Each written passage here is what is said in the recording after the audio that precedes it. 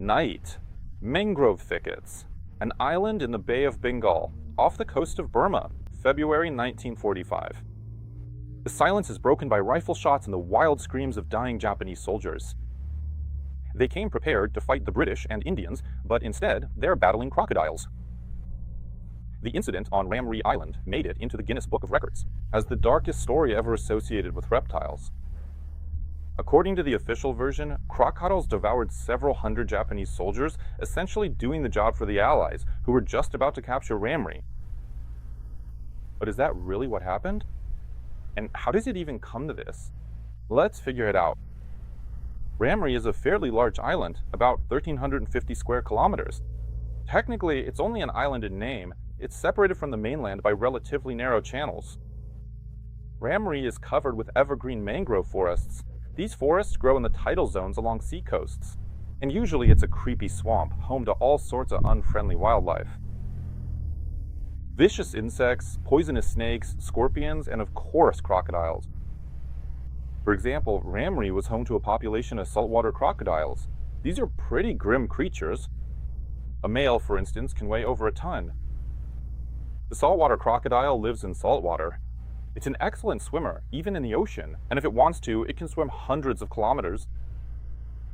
But it especially likes to make its way up riverbeds and eat everything alive in the area. Fish, birds, turtles, crabs, monkeys, snakes, pigs, buffalo, and even small sharks. They also really like people, at least from a culinary perspective. In 1945, a conflict broke out around Ramree Island. The British Empire believed the island should belong to them. The Japanese Empire thought it should be theirs, but the crocodiles had a third opinion altogether. Actually, Burma had been a British colony since the 19th century, but in 1941, the British were driven out of the region relatively easily by the Japanese. By the end of the war, the situation had completely reversed. Now it was the Japanese who had to fight desperately, patch up holes in the front, and vainly hope for reinforcements that never came. Japan was losing the war, and the Allied offensive was getting stronger and stronger. Fighting in Burma was tough. Stifling heat, humidity, impassable roads, mud, dense thickets, bad water, and, of course, the already mentioned wildlife. But there was nowhere else to go. Ramree Island appeared in the Allied command's plans at the beginning in 1945. The British were interested in Ramree's topographical features. It was pretty flat, which made it perfect for an airfield. And a good airfield in Southeast Asia was worth its weight in gold. Major General Henry Chambers, who commanded the 26th Indian Infantry Division, understood this. By that time, the Japanese were in a catastrophic situation and had nothing with which to defend Ramree. There was an infantry battalion stationed there, along with several separate engineer and artillery units, all of which were led as best as possible by the aging and otherwise unremarkable Colonel Kenichi Nagasawa. It was clear that trying to defend with just one battalion, an island 80 kilometers long, was simply pointless, but like a true samurai, the colonel decided to try anyway. The British brought significant forces to the island, a full infantry brigade for starters. In addition, there were several destroyers, a light cruiser, a small aircraft carrier, and a battleship. The landing was also supported by bombers. This entire armada opened fire on the shore, and then the infantry moved in. And they discovered that there was no one to fight. There were no more than 1,000 Japanese soldiers on all of Ramree, and they had retreated into the interior of the island. Defeating them was relatively easy, but first, they had to be found. On the other hand, they realized they didn't even have to look for them, which the British quickly understood. By February 1945, they had taken control of the island. Nagasawa realized he had no way out. The British simply blocked and bypassed pockets of resistance. There was nowhere to get new ammunition, and no help was coming, so the colonel decided to try to break through to the mainland. At its narrowest point, the island is separated from the mainland by just 150 meters. You could swim across that strait, even on a log, but first you had to get there. And to do that, you had to take an adventurous route, 16 kilometers through mangrove swamps, with no roads and no landmarks. You didn't need the British to die during that journey. Mosquitoes, scorpions, and quicksand were more than enough. But the Japanese didn't want to surrender. Instead, they set out on their final march. When describing what happened next, the authors of popular books and articles usually refer to Bruce Wright. Wright was a man of peace, a biologist from Canada. During the war, he went to the front, and after being demobilized, he returned to his beloved work. In his book, Sketches of Wildlife, he left a vivid description of what happened to the Japanese soldiers. Quote, "Scattered rifle shots coming from the pitch darkness, the swamps, blood-curdling screams of the wounded crushed in the jaws of giant reptiles, and the vague, unsettling splashing of swamp water. All of this created a unique cacophony of hell. By dawn, vultures had arrived at the swamp to finish what the crocodiles had started. Out of about 1,000 Japanese soldiers who were crossing the Ramree swamp, only 20 survived. After that, most authors simply reprinted Wright's text. There was simply nothing to add to this striking picture." General Jake Jacob wrote pretty much the same thing in his memoirs. More than 1,000 Japanese soldiers went into the mangrove swamps. The British went there by boat and tried to persuade them to surrender using loudspeakers. But the Japanese didn't make it, even if they intended to, because they were eaten. But writer Gary Turk, in his book dedicated to the war in the Far East, paints a slightly different picture. In his account, the British are flushing out isolated pockets of resistance from the jungle. It takes about 3 weeks. Then, a Japanese military doctor who decided to surrender comes to them on a raft with a white flag. He says, "I can't bear to watch the wounded die anymore.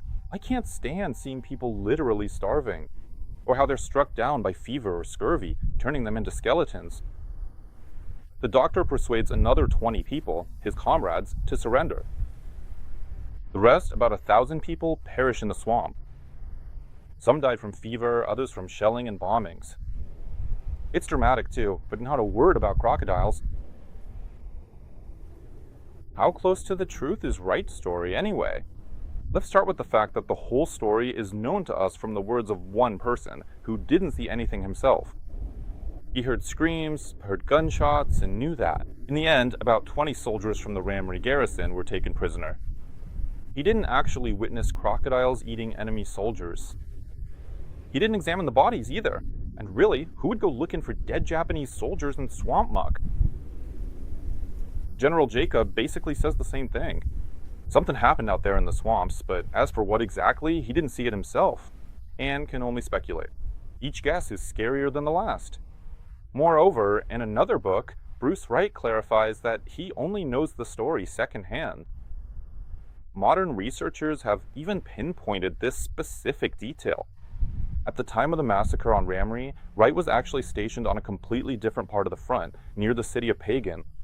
In other words, he was about 200 kilometers away from where it all happened. Notably, the part about the crocodiles is written in the third person, while everything Wright witnessed personally he always described in the first person. Japanese records don't make things any clearer. Documents on this topic either haven't survived, or they don't mention any mass crocodile attacks. However, there is one indisputable fact. Colonel N.A. Sagawa made it safely across the swamp. He received a new assignment, survived until the end of the war, and died in his own home in 1981. Obviously, the crocodiles didn't care about ranks or titles, and if they'd wanted to and had the chance, they would have eaten the colonel too. And finally, where would there be enough crocodiles in the swamp to eat 1,000 people in one night? The local ecosystem simply couldn't support that many predators. They would all need something to eat on the days when the mangrove swamp wasn't visited by lost Japanese battalions. But Harry Turk's version sounds much more plausible. He writes, and this is supported by other data, and first and foremost by common sense, that when the Japanese couldn't be persuaded to surrender, they started being shelled and bombed. And it is right here that we finally get a much clearer picture of what was really happening deep within those dense mangrove swamps. A detachment of 1,000 men, wading waist deep through filthy muck. Sometimes they have to cross channels on makeshift rafts, improvised means, just swimming or wading, sinking in up to their necks. This crowd is being pounded by bombers and artillery. Not very accurately, but relentlessly. Any injury that makes someone fall means death. Even during the day, they might not be able to pull them out of the water in time, and at night, the chances are even slimmer. There's nothing to clean wounds with. Any scratch leads to infection. Many are suffering from dysentery, and they're visibly getting weaker. There's no fresh water, except for what people carry with them. Trying to drink from the swamp will only bring more suffering, and as a result, the Japanese are tormented by thirst while standing waist deep in water. In such conditions, only the strongest and most resilient survived. But some still managed to survive. Colonel N.A. Sagawa didn't just make it back to his own lines. He immediately went back to fighting. We don't know how many people he brought out with him, but he definitely led some to safety. The fact that 20 Japanese soldiers surrendered to the British doesn't mean that everyone else died.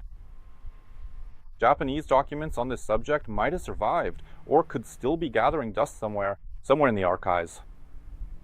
Could crocodiles have played a role in the tragic fate of the Japanese column in the Ramree swamps?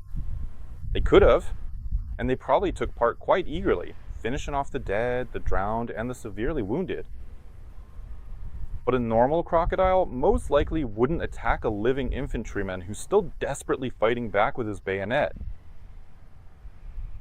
Besides, all the crocodiles probably suffered from the artillery shelling too. A shell doesn't care whether it hits a person or a reptile. All of this sounds logical, but when you have logic on one side of the scale and on the other an apocalyptic scene where samurai are fighting off hundreds of reptiles, the public will probably go with the latter. A group of researchers even specifically traveled to Ramree and interviewed elderly locals. They said that yes, something like that did happen.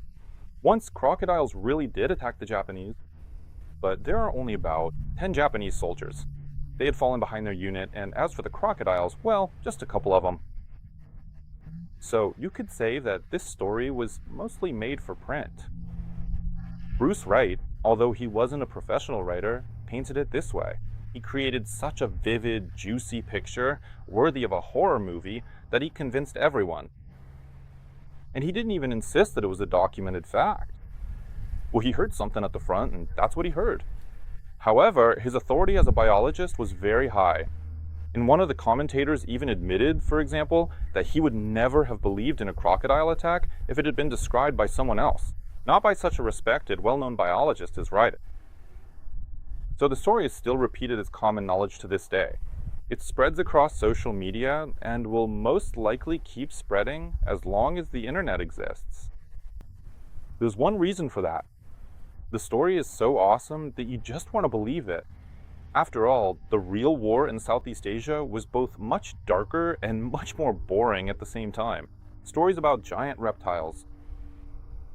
Who wants to read about how the Japanese died ingloriously in the swamps from fever and dysentery? That's not a record for the Guinness Book. You definitely can't make a record out of that. But crocodiles, that's a whole different story. If you enjoyed the video, subscribe to the channel, hit the like button, and leave a comment. There are plenty more interesting videos coming up.